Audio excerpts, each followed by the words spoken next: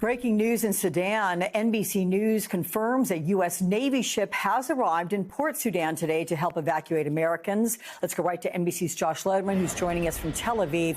All right, Josh, what's the latest on this about the ship evacuating Americans and how it's all going?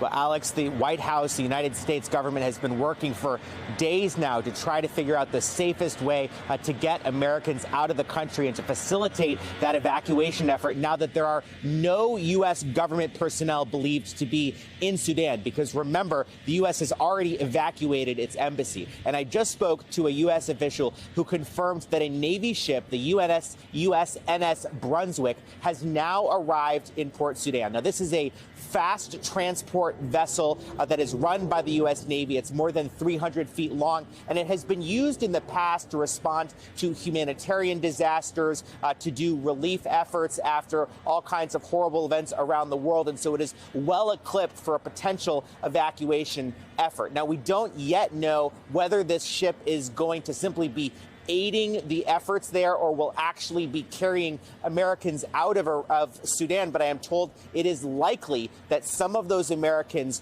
who have arrived in Port Sudan from that convoy that was organized by the U.S. government yesterday may board that ship to be brought to Saudi Arabia or elsewhere as they leave the country. That convoy that arrived in Port Sudan, more than a dozen buses, hundreds of Americans with armed U.S. drones flying over it to make sure that it was protected, given the fact that there are no troops that were able to actually accompany those Americans on that harrowing journey of more than 500 miles from the capital of Khartoum to Port Sudan along the Red Coast. And in the meantime, we are also hearing from the Rapid Support Forces, that paramilitary group, Alex, that has been fighting with the military in Sudan for more than a week now. They say that that truce that had been going on for several days has been extended for another 72 hours beginning tonight at midnight. But we have not yet heard the military confirm that. And so a lot of anxiety about whether that ceasefire will really hold, Alex.